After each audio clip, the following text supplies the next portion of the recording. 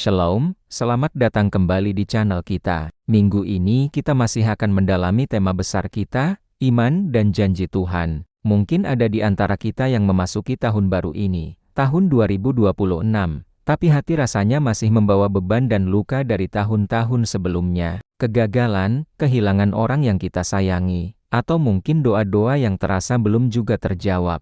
Semua itu bisa membuat kita jadi ragu, bahkan takut untuk berharap lagi. Rasanya lebih aman untuk tidak berharap daripada harus kecewa lagi. Jika kamu pernah atau sedang merasa seperti ini, video hari ini khusus untukmu. Tema kita adalah janji Tuhan memberi harapan baru. Mari kita tundukkan kepala sejenak untuk berdoa. Tuhan Yesus, terima kasih untuk hari yang baru.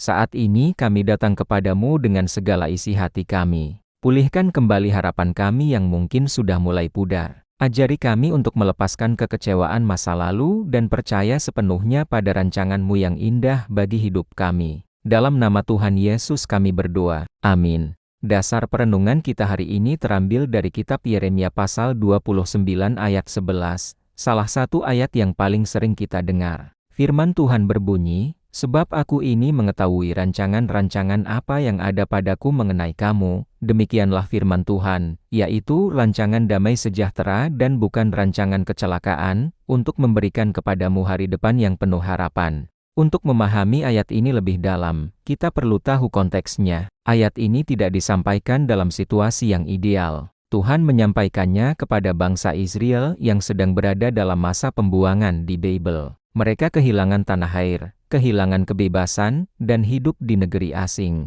Masa depan mereka terlihat suram dan tidak pasti. Namun, di tengah situasi yang paling gelap itulah, Tuhan datang dengan sebuah janji yang luar biasa. Ia menegaskan bahwa Ia punya rencana, bukan rencana sembarangan, tapi rancangan damai sejahtera, rancangan masa depan yang penuh dengan harapan.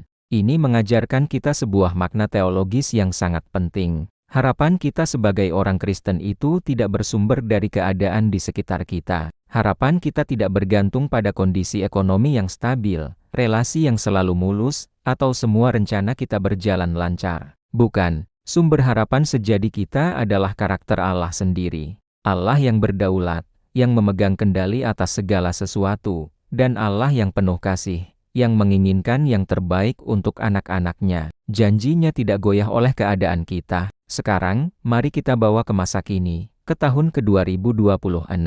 Tantangan zaman sekarang tidak kalah berat.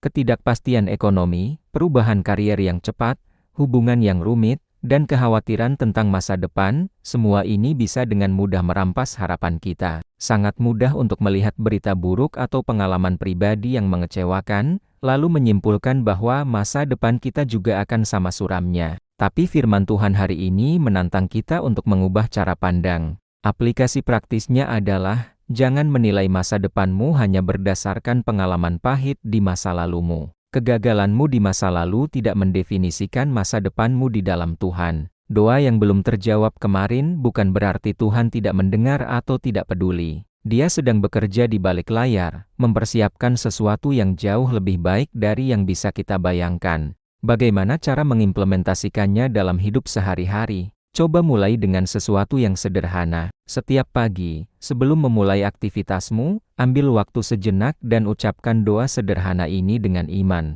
Tuhan, hari ini aku memilih untuk percaya bahwa Engkau sedang menyiapkan masa depanku. Aku serahkan hari ini ke dalam tangan-Mu. Mengucapkan kebenaran ini setiap hari akan membantu melatih hati kita untuk bersandar pada janji-Nya, bukan pada ketakutan kita. Saya suka membayangkan harapan dari Tuhan itu seperti fajar. Malam bisa terasa begitu panjang, gelap, dan dingin. Rasanya seolah-olah pagi tidak akan pernah datang. Tapi kita semua tahu, fajar selalu datang. Selalu.